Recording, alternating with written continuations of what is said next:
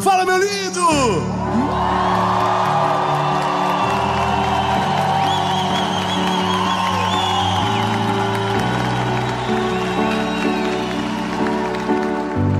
Essa é a última mensagem da série Sabedoria.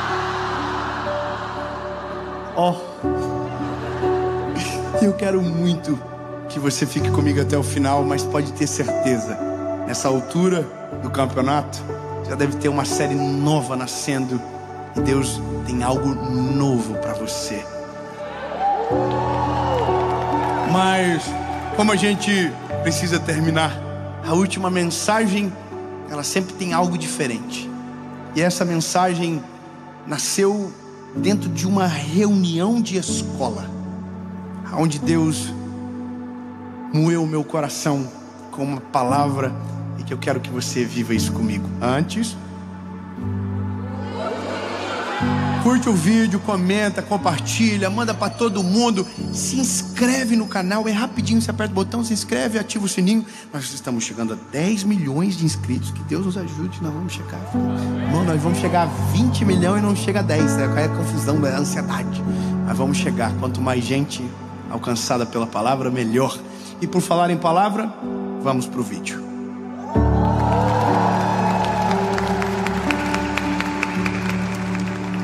Atos, capítulo 3. Pedro e João estavam subindo juntos ao templo na hora da oração. Estava sendo carregado um homem coxo desde o ventre de sua mãe, o qual diariamente colocava-se à porta do templo, chamada Formosa, para pedir esmolas aos que passavam. Interessante falar sobre paciência usando um milagre, mas você vai entender. Eu não sei qual é a melhor forma de começar de verdade. Se eu conto o milagre ou conto o porquê falar sobre esse milagre quando se trata de paciência. Talvez seja interessante, ou melhor, a gente falar como nasceu. Não. Será? Bom, não sei você, mas paciência é uma coisa difícil. É um pouco extinta da nossa geração, que a gente foi perdendo à medida que o mundo ficou tudo muito rápido. Internet e tudo isso que você já sabe, que deixou a gente muito acelerado. Áudio, 2 vezes. 5 minutos ouve em 2,5. Isso é uma bênção de Deus. E a gente aprendeu a fazer o nosso cérebro ouvir em 2 vezes. E se inventarem 4, a gente vai dar conta. Porque a gente está sem paciência, não é verdade? O problema é que a ausência de paciência faz a gente tomar decisões e agir de um jeito que, de uma certa forma, tira o amor da receita. A ausência de paciência me faz colocar uma velocidade no outro que às vezes nem eu estou apto ainda. Mas olha, vamos pela palavra que é melhor. Atos 3 conta uma história, que é a história de Pedro e João, que acabaram de viver o maior fenômeno do Novo Testamento. Quando eu digo fenômeno espiritual, que foi a descida do Espírito Santo em Pentecostes. Atos capítulo 2 conta que o Espírito Santo desceu e encheu todo mundo que ali estava. Só que veja que importante essa reflexão. O que é ser cheio do Espírito Santo? E a gente, não sei você, mas eu sou de um tempo que ser cheio do Espírito Santo é quem falava em línguas estranhas. Sabe aquela parada? Não sei se você sabe, então eu preciso explicar. O meu público não é só quem viveu dentro da igreja, muitos são de quem nunca entraram. Falar em línguas, um dom que todos nós que nascemos na igreja, talvez por um tempo pensávamos que só quem falava em línguas estranhas era cheio do Espírito Santo. Deixa pra lá, não quero falar mais, não fica estranho, fica ofensivo. Mas veja, falar em línguas, durante muito tempo a gente pensava que era isso, só que não. Uma coisa é uma coisa, outra coisa é outra coisa. Uau, que profundo. E isso não é ser cheio do Espírito Santo. Ser cheio do Espírito Santo é ser cheio de Deus. E quando eu digo ser cheio de Deus, é carregar os atributos de Deus na nossa vida. E o que Deus é? Deus é paciente, benevolente, amor, misericórdia, compaixão. Então, quando você diz que alguém é cheio do Espírito Santo, é porque ele carrega na sua essência os atributos de Deus: paciência, benevolência. E é isso. Então Pedro e João acabaram de ser cheios do Espírito Santo. Então a imagem que a gente vem agora à cabeça não é só alguém pulando de alegria, é alguém vivendo de maneira justa, é alguém vivendo da maneira de Cristo. Então veja o que acontece quando alguém vive na maneira de Cristo. Eles estão indo para o templo na hora da oração, porque entenderam que quanto mais tem, mais querem. Isso é a presença de Jesus. Quanto mais a gente o conhece, mais a gente o deseja. Então eles estão indo para o templo na hora da oração, ponto. Agora, quando eles estão chegando, eles encontram um paralítico. Na verdade não é um paralítico, é um coxo. O paralítico não anda, o coxo anda, mas tem dificuldade. É alguém manco. Então eles encontram um coxo e eles dizem algo, e eu estou sendo bem conciso. Eles dizem: nós não temos prata nem ouro, mas aquilo que nós temos, isso te damos. Levanta e anda. Muito obrigado pelo aleluia. Obrigado. Bom, veja, acabou, parece que o milagre está pronto. Então agora ele levanta, anda e sai. Só que aí a Bíblia vai dizer que não foi assim que aconteceu. Não foi imediato. A Bíblia diz que eles falaram levanta e anda, mas o coxo não levantou. O coxo foi levantado. Vou ser mais claro. Existe um coxo sentado à porta, pedindo esmolas, dizendo: dá-me uma esmola, por favor. Há muito tempo, a Bíblia diz que desde sempre ele fazia da mesma forma. Só que agora, quando eles chegam, eles dizem: levanta e anda. Só tem uma reflexão importante. Uma ordem para quem nunca andou é diferente. Veja, como que eu falo levanta e anda para alguém que nunca andou e que não sabe exatamente o que é isso? Quer ver, quem tem filhos aqui? Levante a mão. Bom, eu tenho 3. Cortei. Chega muito filho, maravilhoso, mas se vier o quarto, a confusão está garantida. Mas veja, quando a gente tem filho, tem uma parada, irmão, que pega todos os pais: o tal do andar. Irmão, e é uma competição do mal. Porque um pai fala pro outro: meu filho andou com 11 meses. Aí você fala assim: o quê? Meu filho está com 11,5 e não está andando, deve ter algum problema. Aí você vai pro Google, e aí você pega uns pais mais psicopatas que falam: meu filho andou com 7. Aí você fala: pronto, estou com um problema, meu filho deve ter um problema. Porque a gente tem uma questão que a gente quer ver os nossos filhos rapidamente amadurecerem. Então a gente quer que os nossos filhos tirem e saiam da fralda logo. A gente quer que os nossos filhos andem logo. E a gente quer que eles façam no nosso tempo. E isso é o mal de todos os pais. A gente não tem paciência, porque a gente já anda, a gente já saiu da fralda há muito tempo, a gente já amadureceu há muito tempo. Então a gente quer que os nossos filhos acelerem o passo, até um dia que a gente diga: que saudade de quando não andava, que saudade de quando pedia para eu levar no banheiro e limpar o bumbumzinho, que saudade. Então a gente acelera tanto que um dia descobre que fez errado e que deveria ter sido mais respeitoso. O texto é tão incrível que a Bíblia diz que eles tomaram pela mão direita o paralítico e levantaram. Só que não só levantaram, a Bíblia diz que eles esperaram se firmar os arteiros. Ou seja, levantaram e ficaram segurando, apoiando o coxo até que ele conseguisse firmar os pés e andar. Lindo. Sabe quando um milagre desse ia acontecer no nosso tempo? Nunca. A gente é muito mais afeito à esmola que jogamos pelo vidro do que parar de verdade para ajudar e ver até andar a pessoa não desgrudar dela. E esse é quem nós somos. E aqui mora o detalhe: ou somos cheios do Espírito Santo e transbordamos do amor, da paciência, da benevolência do Eterno, ou somos somente seres humanos que não temos paciência com ninguém e assim somos com nós mesmos também. Isso é a gente. Se não tivermos o Espírito Santo, não temos paciência, nos falta misericórdia. Pelo contrário, a gente sempre tem uma palavra de juízo sobre o outro. A gente se sente superior, a gente fala mal, a gente reclama, a gente amaldiçoa, a gente não tem paciência com os outros. E aí, lindo, eu vou te dizer por que nasceu isso no meu coração. Eu e a minha esposa fomos chamados para ir no colégio do meu filho. E minha mãe viveu isso a vida toda comigo. Cansei de só vem com acompanhado dos pais.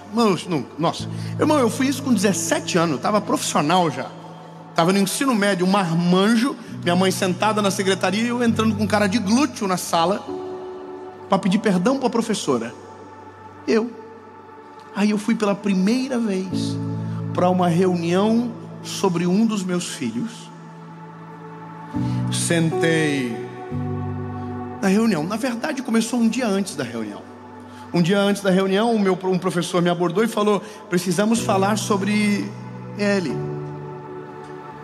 E aí ele falou: vamos marcar uma reunião. Eu, como não tenho paciência, falei: me fala agora, me dá um release,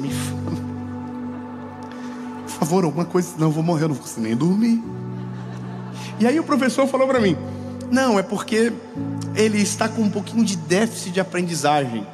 Ele não está prestando atenção, ou às vezes presta e parece que não capta. E eu estou ouvindo. E ele falou mais, ele falou: e às vezes ele está brigando com os amiguinhos. E não é que a gente às vezes não vê, mas aí os amiguinhos dizem, a gente não sabe o que está acontecendo, se ele está ficando nervoso por alguma coisa. E aí, irmão, eu já estava assim, ó, olhando para o carro, vendo ele lá. E ele já mudou o semblantezinho dele na hora. E aí no dia não foi só de um, foi de dois, irmão. Os dois estavam com a pá virada no dia. Veio reclamação do outro também. E aí eu entrei no carro, o mais novinho falou: o que foi, pai? Eu falei: nós vamos falar quando chegar em casa. Irmão, eu gerei um pavor neles.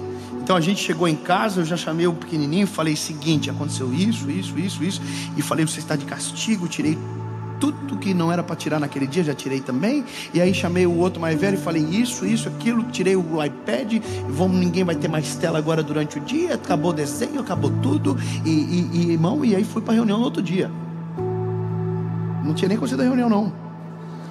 E aí eu cheguei na reunião, e aí tinha uma mulher muito preparada, que começou a contar o que estava acontecendo. E aí, irmão, eu estava assim, ó, preciso falar o que eu fiz. Mas daí eu pensei: não vou falar o que eu fiz, vou falar o que eu vou fazer. Pegou? Aí, irmão, ela contou tudo, eu falei: eu sei o que eu vou fazer. E aí comecei a falar o que eu fiz, dizendo que ia fazer, entendeu? E aí, irmão, ela só fez assim, ó: não faz isso não.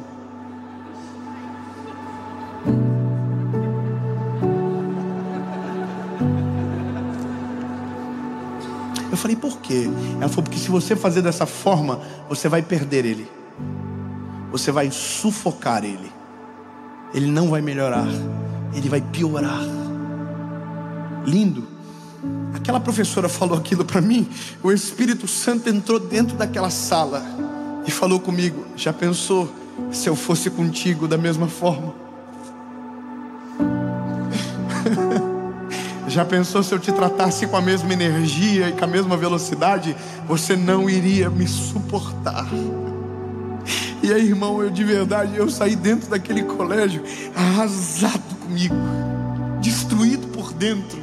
Cheguei em casa, chamei os meus filhos e disse: o pai precisa mudar uma parada que o pai fez. E comecei a mudar a conversa com eles. Mas naquele dia Deus me fez me lembrar desse coxo, que não precisava sair correndo, porque nunca havia andado. Então ele tem gente cheia do Espírito Santo que tem paciência para esperar ele amadurecer as pernas, criar força nos músculos, para então poder andar. E glória a Deus, que Deus não é da mesma maneira que a gente. Deus é o único que conhece todas as nossas falhas, todos os nossos pecados, todos os nossos segredos. Todos e mesmo assim escolheu nos amar. Da mesma maneira, sabendo tudo, nos amou de maneira inteira e completa. E não só amou com palavras, mas entregou o Filho na cruz do Calvário para salvar eu e você. E isso é o verdadeiro amor. Paciente porque sabe esperar a hora certa de chegar, benevolente porque perdoa, apaga passado, misericordioso porque a gente não merece, mesmo assim faz. Já pensou se Deus fosse comigo e com você da mesma velocidade que nós somos com os outros? Não estaríamos aqui. E aí eu entrei numa crise na minha vida com Deus e comecei a me lembrar de quem eu sou e o que já fiz. Me lembrei de tanta coisa e comecei a imaginar, se eu fosse o Deus dos céus, o castigo que eu estaria não teria saído até hoje.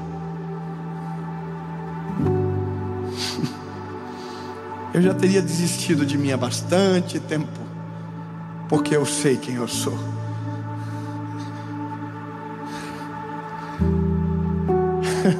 Sabe que eu descobri naquele dia que o déficit de aprendizagem do João tinha a ver comigo, não tinha a ver com ele, tinha a ver comigo. Eu conversei com ele de um jeito que não tinha nunca conversado. Eu falei: filho, o que acontece com você? E ele me lembrou o dia que eu tentei fazer ele aprender matemática da mesma maneira que eu aprendi. E aí eu entendi, lindo, que o meu filho ele estava daquele jeitinho por conta minha. Deus sabe como agir comigo, com você. Se ele for da mesma energia que você é, ele te perde. E Deus não perde ninguém. Deus é amoroso, misericordioso. E eu sei que isso tem um grande risco de falar para você, de você ficar folgado. Mas lindo, eu vou ser claro com você. A paciência de Deus não é para te dar o direito de atrasar, mas é para que você cresça sem medo do Pai. A paciência de Deus não é aquilo que te dá o direito de fazer do jeito que você quer e Ele vai ficar esperando do jeito que Ele está. Não, não, não, não. A paciência de Deus é aquele que dá o tempo para você crescer, amadurecer e florescer, sem interromper as etapas e sem te fazer acelerar antes do tempo, sem te fazer andar antes de te deixar cair, para aprender a suportar as quedas. O Deus que a gente serve é paciente para respeitar todos os nossos processos. Lindo, eu sou o que sou hoje porque sou o acúmulo de histórias que Deus me deixou viver. Deus me deixou cair, Deus me deixou deslizar, Deus me deixou perder, Deus me deixou decidir errado. Deus foi paciente. Então eu sou o acúmulo das histórias que carrego.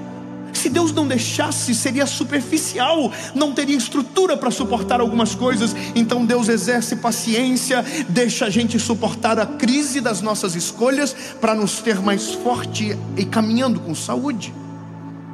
A gente perde a noção do que Deus é, porque não somos o reflexo do Pai que Ele é. E esse é o problema nosso. A palavra Pai, ela é confusa, porque todos nós tivemos um tipo de paternidade diferente. Uns, os pais foram mais presentes, outros mais ausentes. Uns mais violentos, outros mais calmos. Mas todos nós tivemos pais que foram falhos. E eu quero que você entenda que o dia que você for pai, se ainda não o for, você será falho em alguma coisa. Nós não somos perfeitos. Então, quando falamos da paternidade de Deus, pensando que nele existe falhas, nós estamos errados. Porque o amor dele é diferente, a maneira dele proceder é diferente. Ele não corre na nossa direção para nos castigar, ele corre para nos pegar no colo. Ele não corre na nossa direção para nos machucar, ele corre para sarar as nossas feridas. Ele não vai na nossa direção para nos ameaçar e colocar contra a parede. Não, ele vai para nos perdoar, para nos dar um novo caminho, para restaurar as nossas forças, para aliviar o nosso cansaço. E esse é o problema. A gente se assusta porque se fosse nós no lugar dele seria diferente. E por isso tem tanto tanta gente vivendo oprimida e sufocada no mundo, porque pensa que Deus age com ele da mesma maneira que ele age com os outros, e não é assim. Deus é paciente. Deus tem paciência com você. Deus teve paciência comigo. Deus esperou eu tomar vergonha na cara 19 anos da minha vida, e depois que tomei vergonha, tive que tomar mais vergonhas, e até hoje Deus está esperando coisas que eu preciso amadurecer urgente, e que ainda não amadureci. Deus está aí, estou te esperando, meu lindinho. Bora, continua crescendo, continua amadurecendo, continua dependendo de mim. Crescer e amadurecer não significa perder a dependência, pelo contrário, me faz subir todas as vezes para pregar com temor no coração, dizendo: Jesus, eu ainda preciso de Ti. Eu não vou crescer o suficiente a ponto de viver longe da Tua presença. Senhor, eu preciso todos os dias e cada dia mais. Mas Deus espera. Lindo. Eu sei que todos nós aqui temos as nossas histórias, mas eu vou te falar uma parada: alivie a pressão que você carrega. Ô, meu irmãozinho mais novo, bebê da família, bebê da casa, que acabou de chegar agora na presença de Jesus, de boa, você não precisa ter a mesma intensidade de que alguém que caminhou mais tempo do que você. E relaxa, deixa os irmãos mais velhos para lá. Sabe qual que é o nosso problema às vezes? É porque o pai é paciente e os irmãos são revoltados. Você já viu? O pai nos espera e os irmãos não deixam a gente não. Irmão, eu sou um evangelista. Meu povo meu, minha galera, é muita gente que começou agora, que acabou de conhecer Jesus, chegaram agora no time, acabaram de conhecer Jesus, mas ainda estão tudo perdido.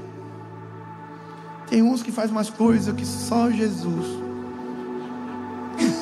Eu sou da galera, irmão, que faz tanta coisa que... Ai, meu Deus do céu. E tem gente que vem brigar comigo. Olha aí, ó, tá vendo? Te acompanha, mas faz umas bandidagens aí, ó. O povo gosta de confusão, irmão. O povo não tem paciência com os irmãos mais novos, não. Aí os irmãos mais velhos estão atormentando, e o pai está dizendo assim: deixa ele crescer em paz. Eu não vou fazer ele andar agora, deixa. Imagina, é igual eu chegar para os meus filhos e dizer: você vai ter que andar agora, acabou de nascer, não tem nem dente na boca.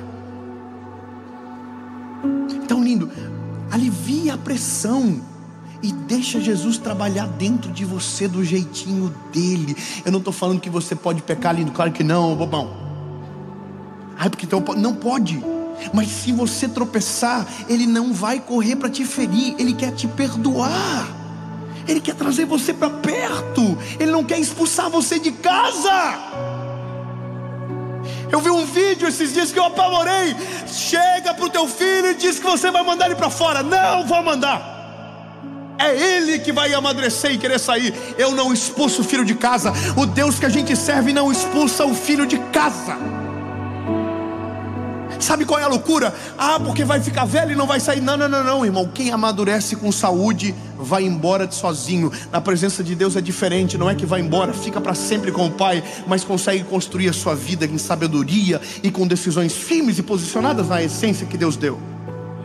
Mas eu não expulso o filho de casa. Esse é um negócio. A gente precisa tirar rapidamente essa loucura que a gente carrega nessa paternidade que precisa ser trabalhada em um Deus que a paternidade é perfeita. Cheguei para o João. Cheguei por Noah. Eu tenho, irmão, quando você tem filho, não sei se você tem, eu tenho 3. Um é diferente do outro. Um é um jeitinho diferente do outro. Se eu for pesado com um, é diferente. Eu não sei nem explicar, irmão, porque a gente, quando é pai, engole tudo aquilo que a gente falou dos outros. É incrível. Ai, meu filho não vai chorar. Coitado você. Ai, meu filho não vai fazer piti. Coitado. Oh, coitado. Tudo que a gente fala do filho dos outros, irmão, a gente vai engolir em seco. Confia. Hashtag confia. E aí, um dia você descobre que cada filho tem o seu tempo, que cada um cresce de um jeito. Lindo, você é igual e Deus é perfeito para saber disso tudo.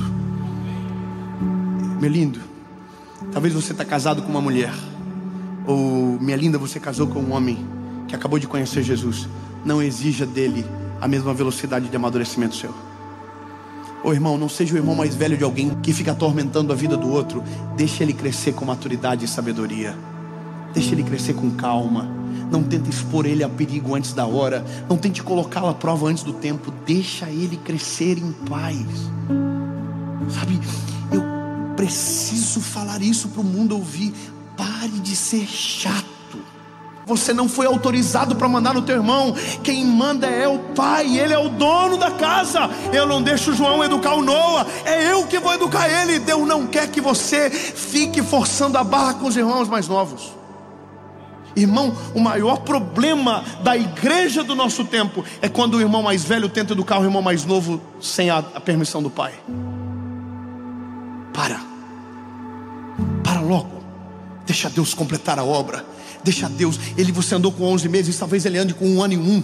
Talvez você andou com 7, ele vai andar com 11. O problema é dele. Deus é o pai dele, assim como é o teu.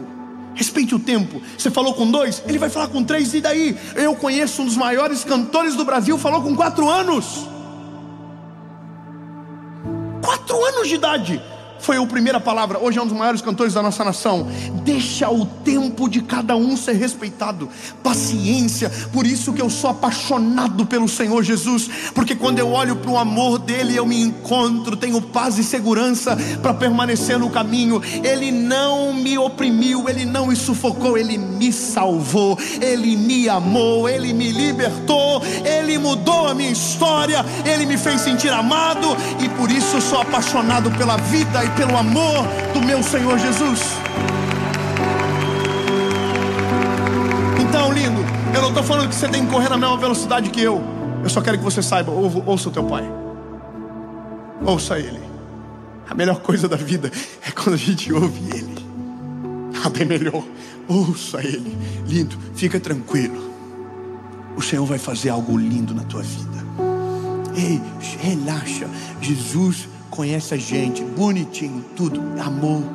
Eu não sei porque gostou de nós. Meu Deus, você é ruim, irmão. Você é ruim, hein? Você é ruim. Eu, sangue de Jesus. Se você fosse se contratar, você não se contratava. Eu jamais, irmão, eu sei o problema que eu sou. Jesus não só chamou nós, mostrou amor dando a vida do Filho na cruz. Então, a gente tem que aprender logo. Ele está dando tempo, ele consegue esperar, mas não esperando você na libertinagem, mas no desejo de amadurecer. Tem gente que pensa que a graça é o direito de pecar. Não, irmão. A graça é o poder de ser perdoado. Olha que poderoso. O Senhor nos dá a chance de sermos renovados. Chamei o João, falei: filho, desculpa o pai. O pai quer te pedir perdão, porque o pai, quando tinha a tua idade, teve o mesmo problema. Aí ele falou para mim: o pai? Eu falei: Isso, filho. O pai foi igual a você. Sabe por que Jesus veio para o mundo e morreu na cruz no nosso lugar e viveu a nossa vida? Para que um dia pudesse olhar para a gente: eu sei o que vocês passam, mas tem de bom ânimo, eu venci o mundo. E se eu venci, vocês também vão vencer. Você pode celebrar o nome de Jesus por isso, meu lindo. Ele não é um Deus apático, ele é um Deus empático. Ele se coloca no nosso lugar. Sabe qual é a loucura? Quando Deus olha para o homem, ele não vê a gente, ele vê Jesus. É o padrão perfeito. Como não amar esse evangelho? Como não amar? Como não olhar com misericórdia para o meu irmão mais novo, sabendo que já passei o que ele passou? E é isso que o evangelho faz. O evangelho traz para dentro de mim a natureza de Deus. O Pedro e o João estão esperando o coxo levantar. Estão com o ombro debaixo dele. Aí a Bíblia diz que quando os arteiros se firmaram, ele foi para o templo junto com o Pedro e com o João. Só que a Bíblia diz que ele entrou saltando e pulando. Quando respeitamos as etapas, o resultado é sólido e duradouro. Quem tenta fazer o que não foi feito para fazer antes do tempo cai e às vezes nunca mais volta a andar. E é isso. O João está aprendendo a contar, está aprendendo a ler, está aprendendo as palavras. A gente vai tomar banho juntos. Eu falo: filho, escreve o nome do pai no box. Aí ele começa: é assim, pai? Fala: é assim. Segue, tá escrevendo. Aí quando ele termina, a gente faz uma festa.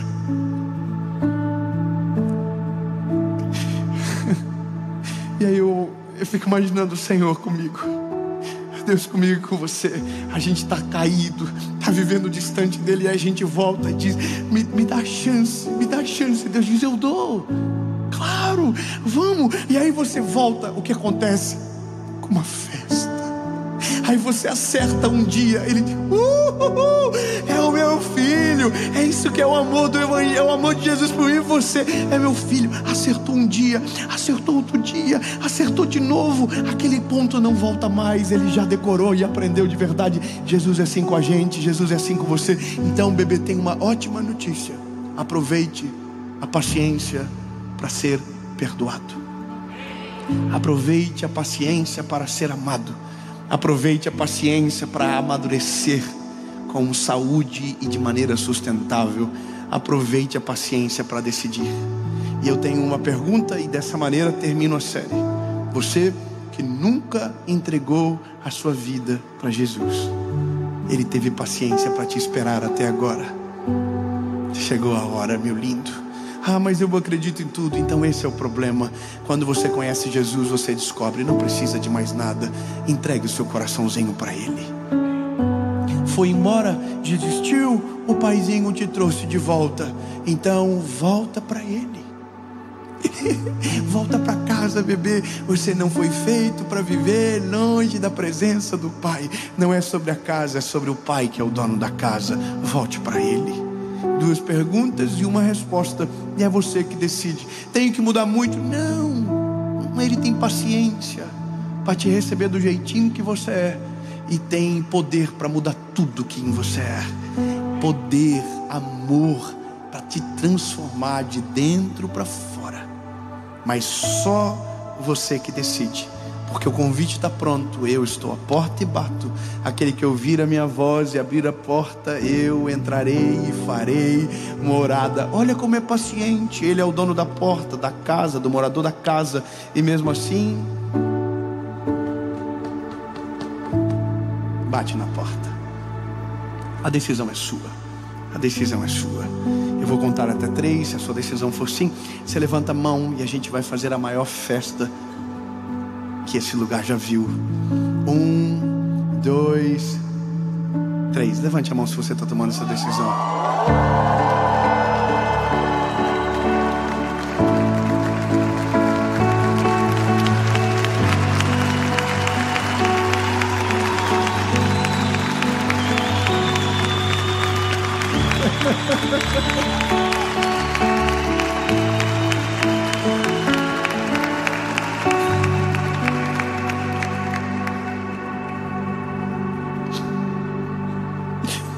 Por que tantas mãos se levantam? É porque tem algo que constrange mais do que o medo. O amor. É o amor que constrange mais.